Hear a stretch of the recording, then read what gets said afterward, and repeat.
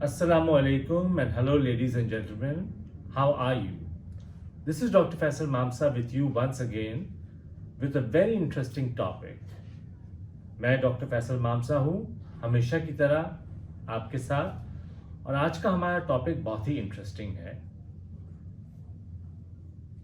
ये एक word use करना जिसे हम कहते हैं कि पैनिक होना, कि हम पैनिक कर गए या इसे पैनिक हो गया है। This word has become very common, लेकिन ये जो वर्ड है पैनिक, इसमें क्या क्या अलामतें होती हैं, या ये जो मर्ज का नाम है पैनिक डिसऑर्डर, इसमें क्या क्या अलामतें होती हैं, आज ये मैं आपको समझाना चाहूँगा। बहुत सारे पेशेंट्स मेरे पास आते हैं और कहते हैं जी मुझे पैनिक हो गया है। A lot of patients or a lot of clients come to me and they say I have developed panic. So what exactly is this panic, and for that matter what is this illness which is known as panic disorder? यानी अगर कोई मुझे आके कहे या कोई आपको कहे कि जी पैनिक है, तो आपको ये जानना ज़रूरी है कि जी पैनिक क्या चीज़ है, या पैनिक डिसऑर्डर जिसमें ये अलामतें मौजूद हैं वो क्या चीज़ है। मैं आपको समझाता हूँ।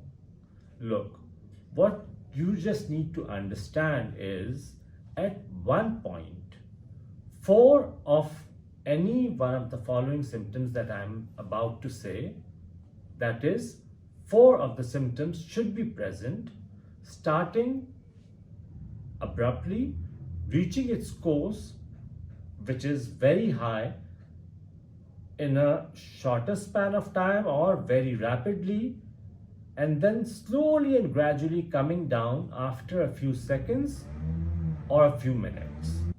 ये एक इलनेस है जिसमें मैं आपको अलामतें बताता हूं, जिसमें कोई 4 अलामतें एक वक्त मौजूद हो, ये सडनली स्टार्ट हो, सडनली पीक पे जाए, पीक पे रहे for a few minutes and then gradually जो है वो नीचे आए।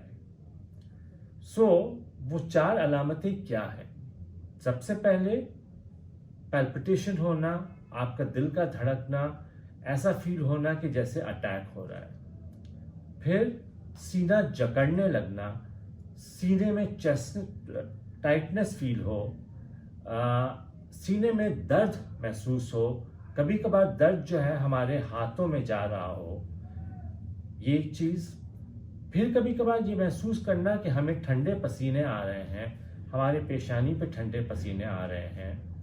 फिर ये महसूस करना कि जैसे कोई चीज़ यहाँ अटक गई है, इसे हम चोकिंग सेंसेशन कहते हैं, और जैसे कि यहाँ से सांस नहीं लिया जा रहा हो, या कोई चीज़ थूक निकलना मसला हो, या पानी पीना मसला हो।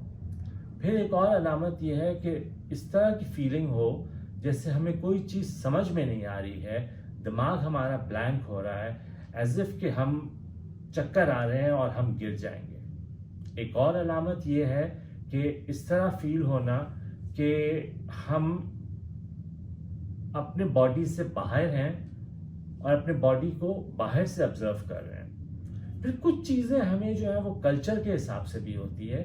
जैसे कल्चरली ये देखा जाता है कि जो लोग जिनको ये पैनिक अटैक होता है, वो लोग अचानक से चीखना चिल्लाना शुरू कर देते हैं। वो ये भी फील करते हैं कि जैसे उनके कानों में घंटी की आवाज़ आ रही हो या स्लो एक आवाज़ आ रही हो। उनको ये भी फील होता है कि उनकी जान ख़त्म हो रही हो और वो मर रहे हो। ये सारी अलामतें जो मैंने आपको बताई हैं, इनमें से कोई 4 अलामतें सडनली शुरू हों, पीक पे जाएं, कुछ देर पीक पे रहें और आहिस्ते से नीचे आएं। इन अ फ्यू केसेस ये भी देखा गया है कि ये अलामतें जो हैं एक बार हुई, उसके बाद इंसान को डर लगे कि मुझे फिर से दूसरी बार ना हो, चाहे वो नहीं हो दूसरी बार, बट सिर्फ ये डर हो कि मुझे दूसरी बार ना हो। That is, let me explain it to you more in detail and in English. What is panic disorder? Basically, panic disorder is a condition in which 4 or more than 4 of the following symptoms should be present at one time, suddenly starting, reaching its peak, and then gradually coming down. So, what are those elements or what are those symptoms?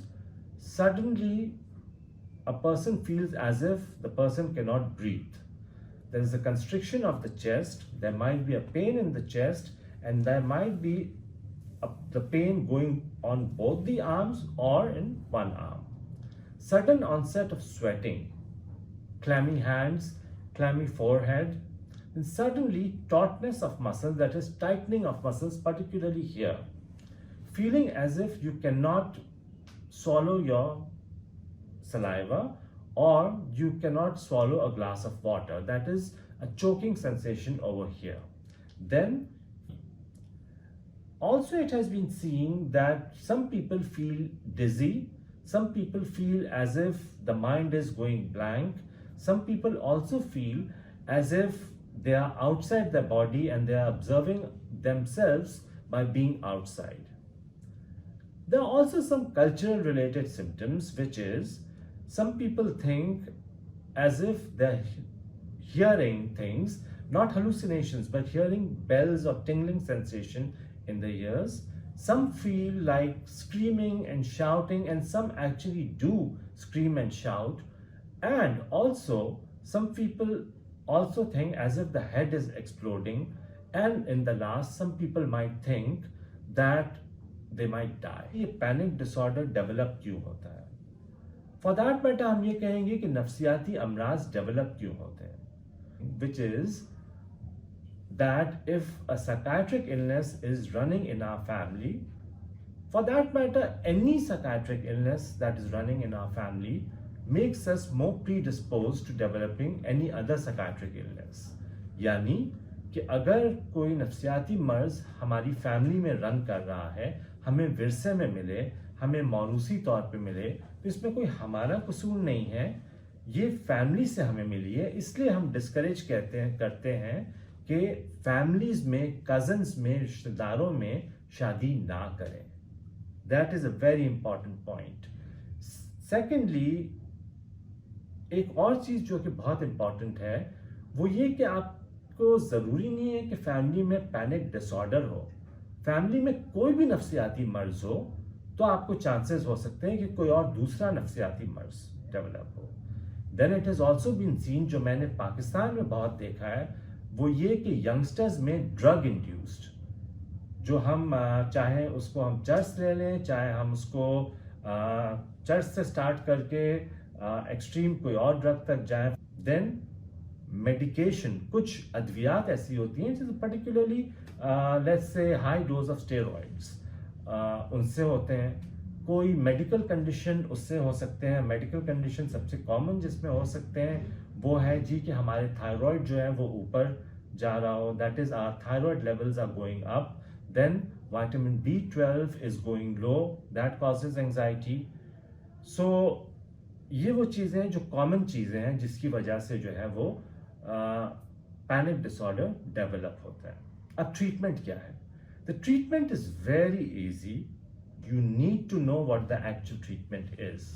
The treatment comprises of medication, यानी आपको दवा लेना जरूरी है panic attack को subside करने के लिए। दवा के बगैर पैनिक अटैक सबसाइड नहीं करेगा। एक बार पैनिक अटैक सबसाइड हो जाए उसके बाद हम रेफर करते हैं कि जी साइकोथेरेपी के लिए जाएं और अपने आप को हैंडल करना सीखें कि अगर अगली बार पैनिक अटैक हो तो हम अपने आप को किस तरह मैनेज करें। That is once the panic attack has been stable और the panic disorder has been stable with medication, then the next thing is going to a psychologist and learning how to cope in life once the medications have been weaned off or once the patient having a panic disorder is settled. अगर आपको ये video अच्छी लगी हो और आप समझते हो कि आपको इस वीडियो से साइकाइट्री की नॉलेज में कोई इजाफा हुआ हो, तो मैं आपको रिक्वेस्ट करूंगा कि please hit the bell icon, please subscribe to the video. Doctor Faisal Mamsa official पे जाके वीडियो जरूर देखा करें एंड आपके फेसबुक पे मेरी वीडियोस को शेयर जरूर किया करें। Take care, have a great week, because mental health matters.